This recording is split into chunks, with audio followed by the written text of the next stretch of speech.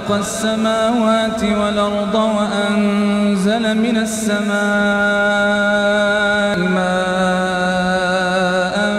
فأخرج به من الثمرات رزقا لكم وسخر لكم الفلك لتجري في البحر بأمره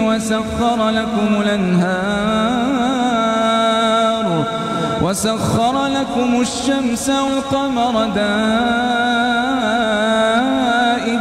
وسخر لكم الليل والنهار وآتاكم من كل ما سألتموه وإن